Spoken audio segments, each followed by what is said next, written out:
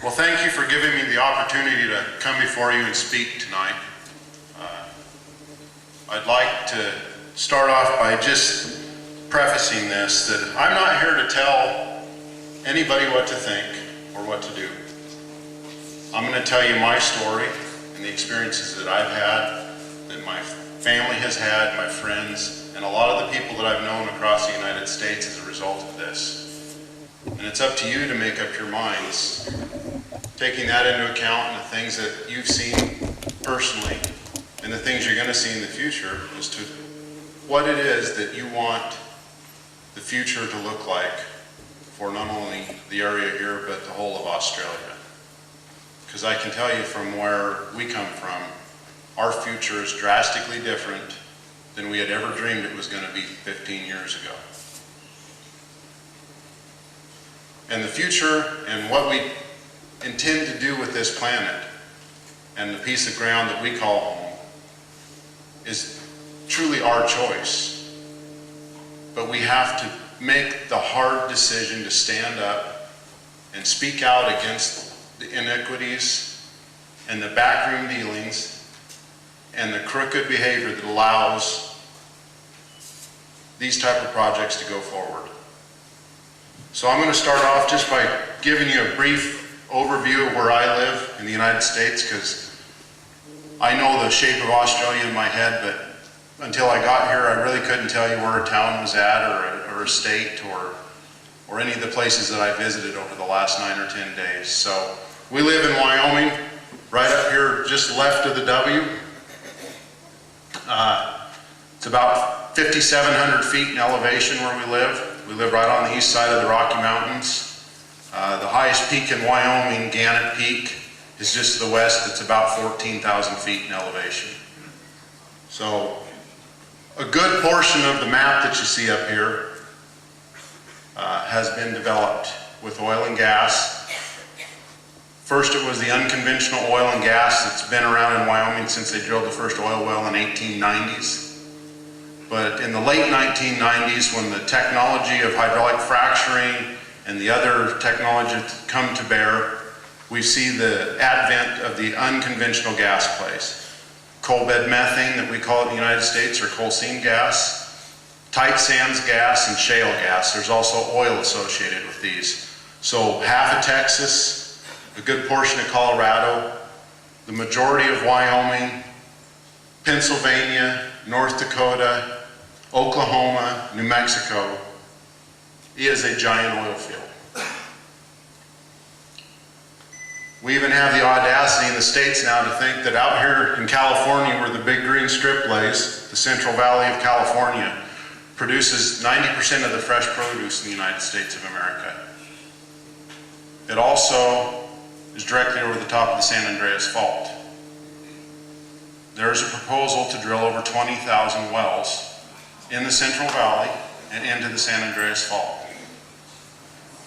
This is an industry that has already caused earthquakes in parts of Oklahoma and Texas, that as far back as the natives history goes, there's never been an earthquake. Google Azle, Texas, A-Z-L-E, and there's a little tiny town in Texas with a wastewater injection well that deals with all the waste that comes off these wells, and they're racked by swarms of earthquakes every week. Arkansas, Oklahoma, Illinois, Ohio, places that have never had an earthquake are now seeing man-made earthquakes. So this is something that can have really far-reaching effects. This is just north of our place, and outside of Pavilion, Wyoming. This is probably north of our home, about 5 or 6 miles. This is a little different, but pretty similar to some of the land that I've seen around Australia. There's the Rocky Mountains in the back, high arid plain. It's still a pretty wild place. We've got a large Mustang herd, deer, elk, antelope, grizzly bear, mountain lions. It's really, really a magical place to be. Rode around with some people here, and my wife and my son and I are amazed to see our first kangaroos and koala bears and the things that we've only ever seen in a magazine. And we have some pretty special things in Wyoming, the American buffalo. We have the last bastion of wild buffalo in the state of Wyoming. It's a hunter's paradise. People come from all over the world to spend a week or two in Wyoming and go big game hunting. People have occupied right on our place. This is just behind the house a ways. It may be a little hard to see, but these are petroglyphs from the Crow and Shoshone Indians that have, so far they've been able to establish back 6,000 or 8,000 years of human habitation there. Above the house on the ridge, the sandstone ridge, were what we call teepee rings. And the Native Americans had set up the hide shelters, cone-shaped shelters, and they stacked rocks around the bottom of them, marked a camp spot. They camped where there were plentiful food, where they were safe. And the teepee rings were there until about 8 years ago. All this has been changed now. The landscape has been altered. The teepee rings were dozed off the edge of the drill pad. It affects everything that we love about home and has really changed it forever for us. This is, I wanted to show you the farming that we do. This is an alfalfa field cut and a few days away from baling. The petroglyphs are right back up here on this face. And this is some of the oil field production equipment that is now a part of the landscape there. This is looking from our home, off the veranda, looking north.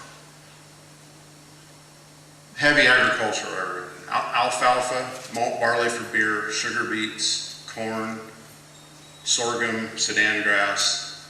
It's a short 90-day growing period, but very fertile soil.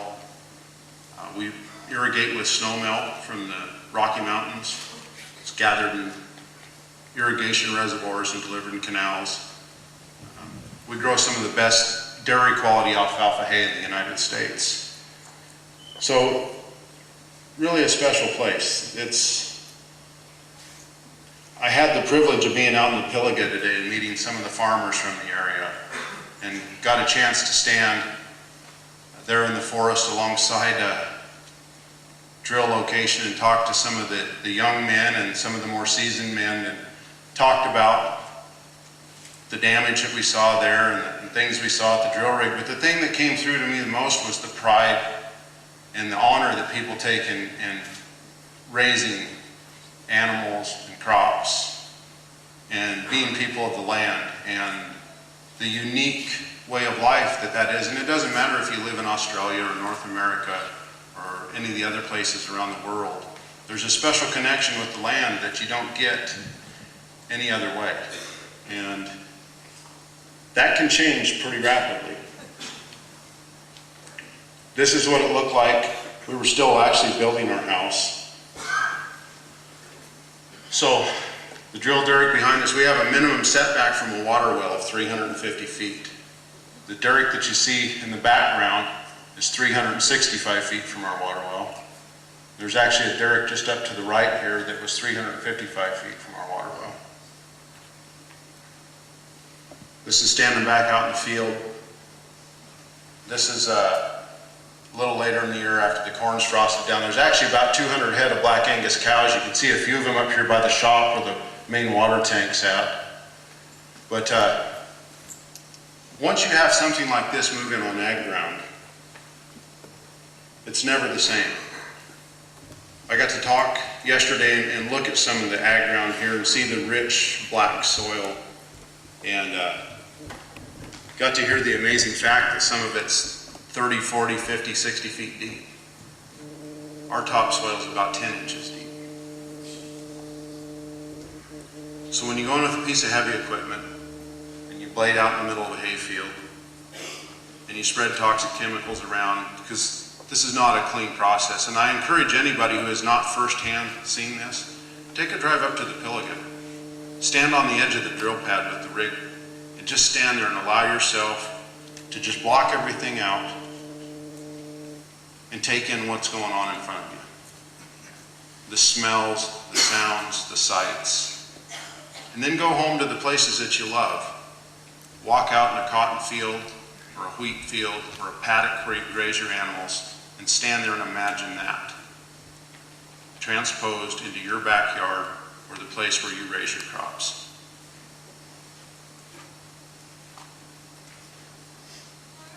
It's terrifying. It's absolutely terrifying. I know people all across the country of the United States of America who have dealt with this firsthand, and it doesn't matter if I've been in Pennsylvania or Texas or New Mexico or all the places that I've been. The accent may be a little different, people may look a little different, practices may be a little different, but the impacts I've seen have remained the same. This is taken right from the front porch of our house. This is what it looked like when they were doing a hydraulic fracturing job in the pavilion area. These are tight sands wells. So these are 3,000 to 5,000 feet deep. These are fairly simple wells to drill. They were drilling in about 7 days. We had anywhere from 4 to 14 stages of hydraulic fracturing. So that's about an 1.5 acre pad. This was a pretty regular occurrence for us for a number of years. This is another picture of my home. I just want you to, the reason I put all these in here is because this is what it's like. This is firsthand experience. This, right behind the ridge, up here is Indian Ridge, right behind the house. The picture I just showed you, that same process was going on just over the ridge, about 500 feet behind our home. They do the hydraulic fracturing process. They would release this stuff into the air. And over a period of 6 days, this happened 14 times. We were outraged. We went to the men on the location and found the crew boss on the drill rig and asked, what the hell are we being exposed to? What are you doing? Why do our eyes burn? And why is it hard to breathe after we've been exposed to this? And all he could say was, well, look, my men are walking around in it. And they were. No respirators, they might have their hard hats on. It must be safe, he said. But this is a process where the lion's share of the chemicals in the United States are proprietary. They do not legally have to even tell us what's being injected under the ground or what's being expelled into the air.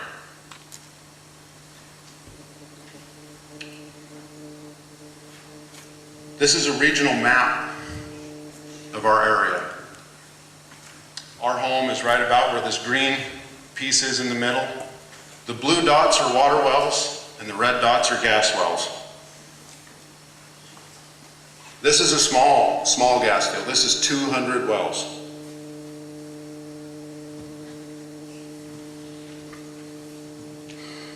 So after you're lucky enough to survive the drilling and all the ground prep, all the things that occurred, then you get to live in an active gas field. So this is just the petroglyphs that I showed you are just up here to the left. This is a produced water tank. This is the byproducts that come up with the gas that have to be injected in the underground in an injection well. In the United States, they're evaporated. They put them in a pit and sprinkle them into the air. It's very dry there and they just evaporate into the air. What happened here is the truck driver backed up to the tank, hooked his hose up, filled his truck up, forgot to unhook the hose and drove away. And it pulled the valve out of the back of the truck. And when he noticed all this black, thick, gloppy water spilling out on the ground, he just drove around in circles until the truck was empty and then he went home. We were moving about 80 head of steers through, and we always go through and open the gates and get everything ready, and we found this mess. So we called the regulatory agency there, and I even emailed this very picture to him. And he just told me, well, you know, industry usually does a pretty good job with this. I just don't have the time to deal with small problems like this, and he hung the phone up. So their idea of cleaning this up was to bring a front loader out and scoop the worst of it up where the main wet spot's at, and then they brought gravel in and graveled over the top of it. This is 35 feet from the main irrigation canal that feeds water to the whole 220 acres that we farm. There's no regard whatsoever for what else is occurring on the land there. Might also mention that as we stood there and waited for somebody to come and even take a look at this water was black. As it set in the sun, it started to change colors. It started to turn green, and it started to turn orange, and it got what looked like thick cottage cheese in it. And we finally got one of the guys out there that works on the wells, and he said, well, what had happened was that when they drill, a lot of times in this area they have a problem called lost circulation. When you drill an oil or a gas well, the drill pipe is hollow, and there's drilling mud that's pumped down through the middle of the drill pipe. It lubricates the bit, and it carries the cuttings and everything else back up the outside of the pipe, the drill pipe, and brings it to surface. There are times when they hit a fissure or an aquifer, and that mud, instead of going to the surface, goes subsurface. And they lose thousands of gallons of drilling mud. So in order to counter this, they use what they call lost circulation material, which we found in the United States was anything that would fit down the hole. Sawdust, shredded paper, shredded tires, anything that would go down the hole and possibly plug that so that they could get the mud to return to surface. What they do when they perform something like this is they introduce bacteria into the subsurface. You get sulfate-reducing bacteria, you get slime-forming bacteria, you get all sorts of bacteria that never existed underground. Their answer for that is biocide. And as we walked around the drill rig site in the Pilliga today, there were pallets of biocide sitting right on location. What this also does is kill all the beneficial organisms underground. There are things underground that help filter your water, that help build the tilth of the soil, the health of the soil. It's not a selective process when you dump biocide in the ground.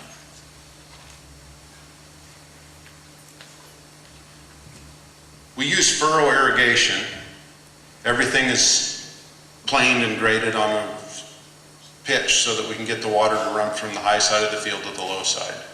The dog and I were down changing water one morning. We heard this funny boiling, bubbling, hissing sound.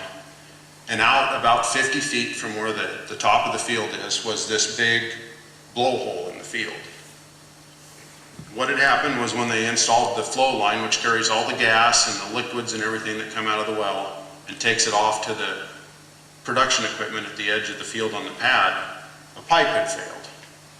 So this had boiled up from about 4 or 5 feet underground. It looked kind of like a little mud hot springs boiling up out there. So we had to shut the irrigation water down and get them out. They dug it up and fixed the pipe and brought in what they said was topsoil. Well, what happens now is our water starts here and goes about 1,000 feet to the end of the field. We now have an area that's about 35, 40 feet wide, maybe 50 feet wide, from the top of the field clear to the catch ditch at the bottom that's absolutely dead. This is like taking a beating over an extended length of time. It's like the death of 1,000 cuts.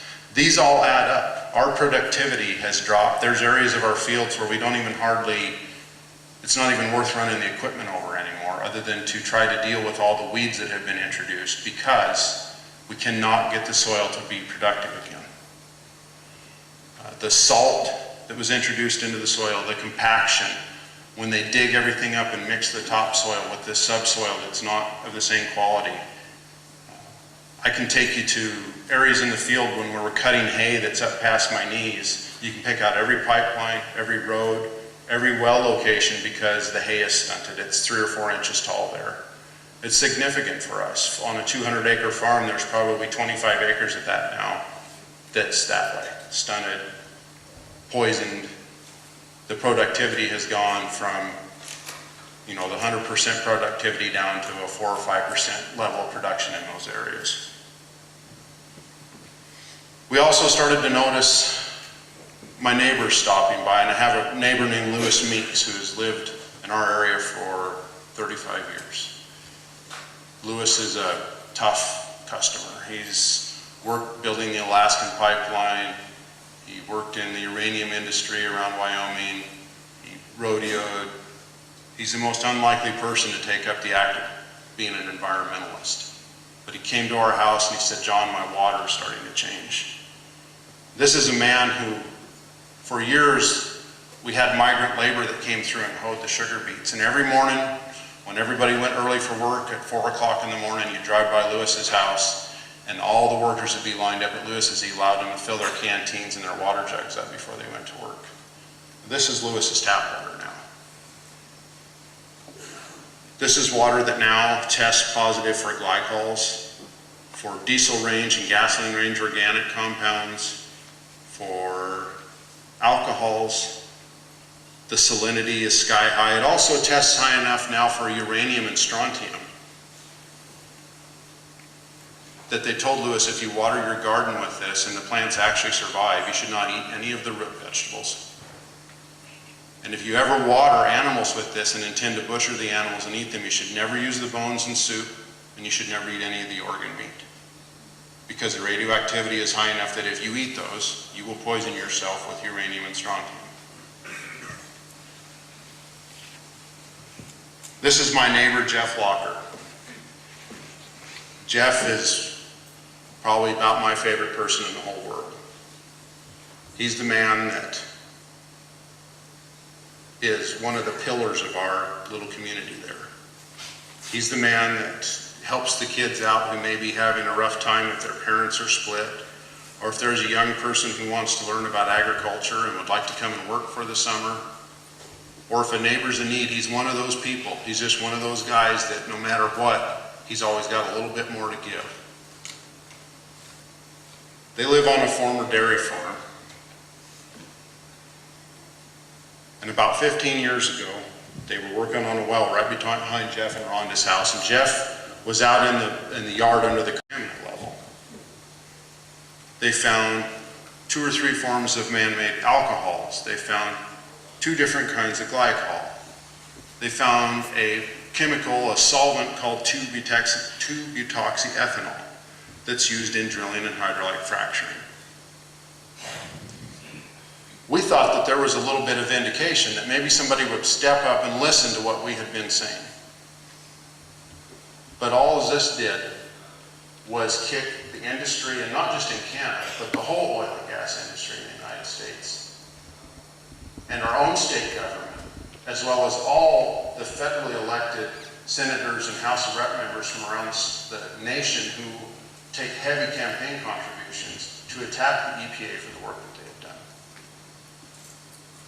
The scientific data was supposed to go before a peer review panel. After a 6-month public comment period, it was supposed to go to public or an independent peer review panel, and they were going to say yes or no, one way or the other, whether this was a valid scientific study and whether the data was accurate or not.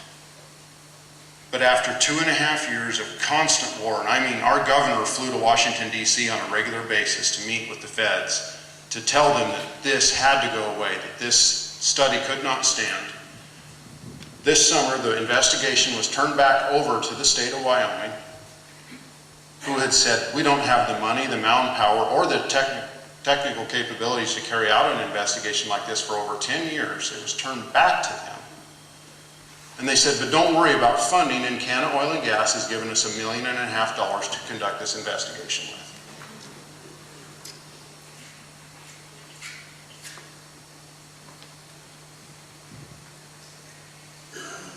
So, this is still what we're left with.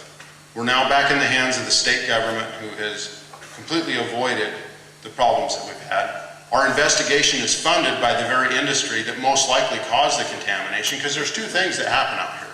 There's farming and livestock, and there's oil and gas.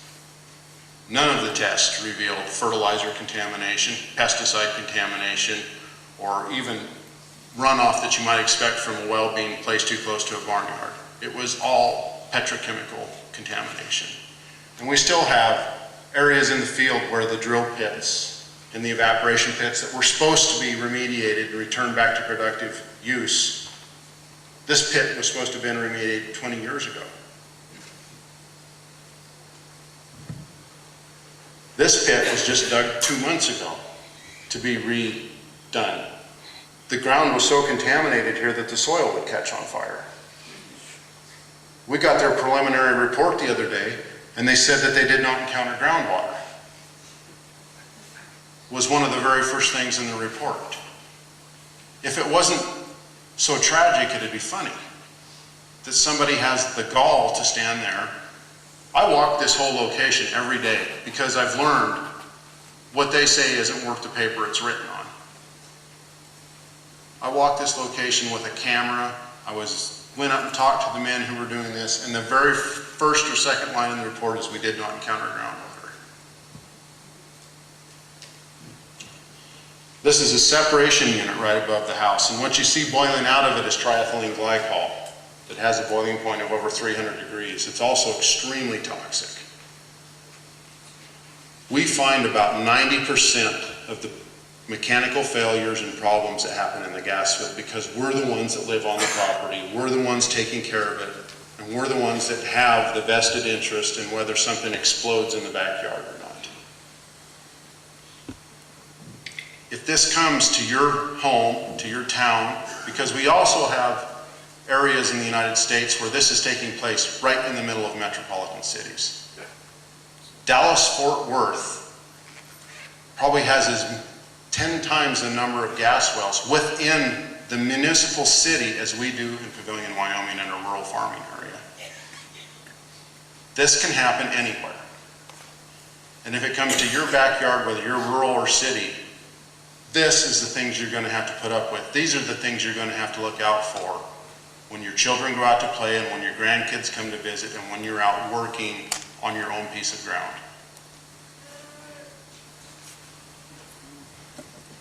So our ground is all private ground. Public ground is treated a lot of times even worse. This is the Upper Green River Basin, south of Yellowstone Park, about 100 miles. This is 1,800 wells.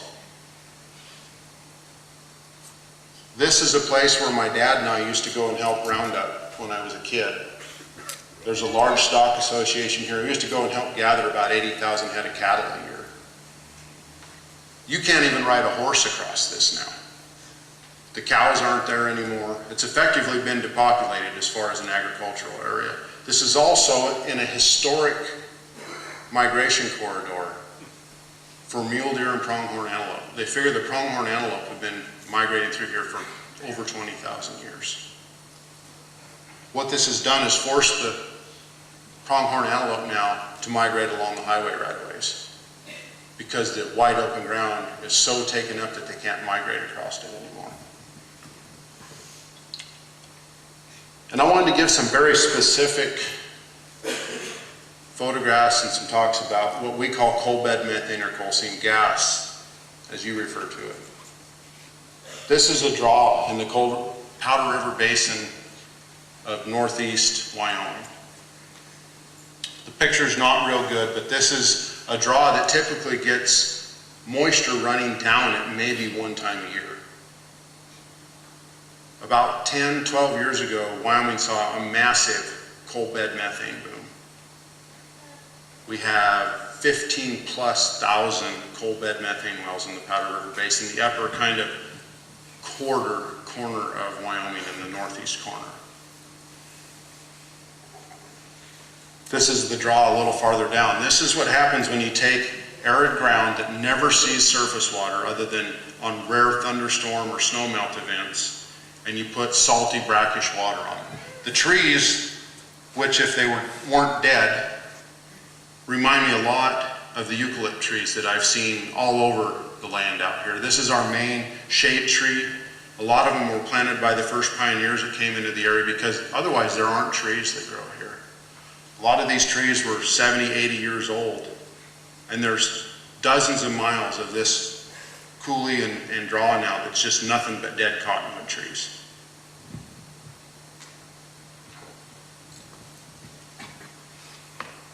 This is a before picture of a typical little kind of sagebrush draw area in the state of Wyoming, and this is in the Powder River Basin area.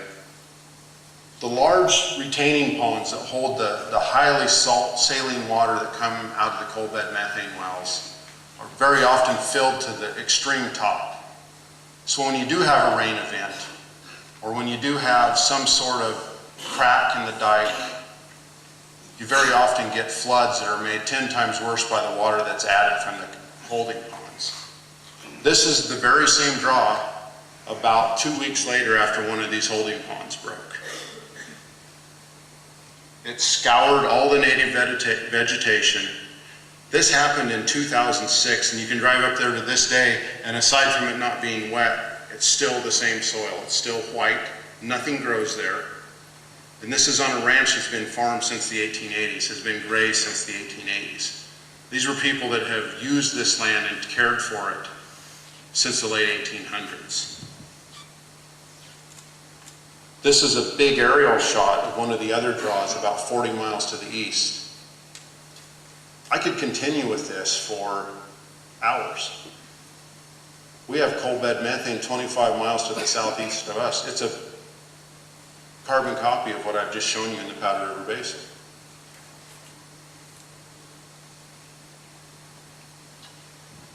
And this is a picture of the basin that we took in a flyover. So you remember what the Upper Green River looked like with the tight sands and shale gas. Here's coal bed methane. And there was a picture a couple nights ago at the casino event of a place right here in Australia that looks just like this. What this boils down to is this is not a debate or a discussion anymore about energy independence. That's how it was sold in the United States. We're now building well over a dozen exportation terminals to liquefy all of our gas and send it around the country. This is not about energy for us to have for the next years and for our kids to be energy independent. Most of our gas, most of our oil that we're currently producing, and now the lion's share of the coal, because we have some of the largest strip mines in the United States, is all slated to be exported to China in the next 10 years. There was just an article that we read yesterday while driving up that said the Taiwanese delegation met with the United States and has penned a tentative 20-year contract for, I believe it was 20 or 200 million tons of liquefied natural gas a year to be shipped to Taiwan.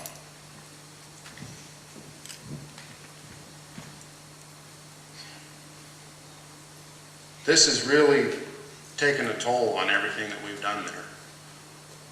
We have a Bakken, what they call the Bakken Shale in North Dakota. It doesn't produce gas, it produces oil. That's what they produce out of it. It's put in train cars and shipped to the East Coast to be refined. But what also comes up with the oil is massive amounts of natural gas. The same thing that if they move into your area here, you're going to be asked to sacrifice your land, sacrifice your way of life, sacrifice your landscape for. They put it in a giant flare and burn it up there. $200 million a month worth of methane gas is flared in the state of North Dakota. Just to the east of the Bakken oil fields is a Standing Rock Indian Reservation. This year there have been several tribal members freeze to death in their own homes because they cannot afford propane. You can step out on their front porch, and if you look to the west, you can see the glow of what $200 million a month looks like burning into the atmosphere. So this, for me, a long time ago, quit being about energy independence, quit being about how cheap it would be to heat my home. It's not even about the corporate profits that these people are going to reap, these companies are going to reap from this. This boils down to basic human rights. Do you have the right to expect that the water that you've relied on here since the white settlement got to Australia, that has sustained Australia, do you have the right to that water? Do you have the right to expect that when you drink it, it shouldn't poison you? Do you have the right to expect that your air shouldn't poison you? That the soil that you grow your food in is not going to be poisoned for corporate profit? That's what this boils down to. And I've been criticized in my own country, and I've been criticized here a little bit about maybe that I'm sticking my nose in where it doesn't belong. But I can tell you what, this erases all the differences that we have. If you don't have water to drink and air to breathe and land to raise your family on and grow your food in, then we're finished.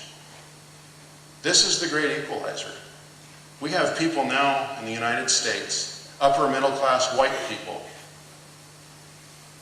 who are finding out what it was like to be poor and black, or to be poor and be a Native American, and be pushed off your land and murdered and driven away so that your land can be stolen. Our land, we had no choice about the gas coming to us. We don't own the mineral rights. They leased the mineral rights. They told us we're coming onto your land to drill, and there was nothing we could do about it. The biggest enemy you have here is apathy. If you're willing to turn the cheek and be comfortable with someone else suffering with this, that's the most destructive thing that you could do. It's more destructive than any well that's going to be drilled in the ground. It's more destructive than the destruction of the forest to put those wells in, or of the farm ground. If you were concerned about this, if you want to have some choice in how your families are going to be raised, if you want to be able to sit with your children and grandchildren and sit and know that you did everything you could do to protect them, then you have to stand with your neighbor. Not only your neighbor here, but you need to stand with the neighbors of Western Australia who are under the gun of shale gas. You need to stand with everybody who is under the threat of this coal seam gas and coming in and destroying their water. It doesn't matter if you're a cattleman or a cropman, or if you live in the city, or if you don't. This will take all those differences and push them to the side. Because I can guarantee you, this is a picture that I took after a big hailstorm came through after we had planted. And I thought it was kind of odd that this rainbow came right down on top of an oil tank out there. Because growing up when I was a little guy, my mom had always told me that there was a pot of gold at the end of the rainbow. Well, I can tell you what, for Chevron or Encana or Santos or whoever it may be that's going to poke a hole in the ground and blow you all to hell, that might be their pot of gold at the end of the rainbow. But for me and for my family and the hundreds of other people I know who have been accosted doing business to this industry, this is a pot of poison at the end of the rainbow. The Australian people have shown immense courage, and I tip my hat to you because the rest of the world is watching how you have stood up for yourself. And you've stopped this in a lot of areas, and you're working hard to protect your way of life. Don't give up on it. There are people around the world that are supporting you and are admiring the courage and the grit that the Australian people have taken with this.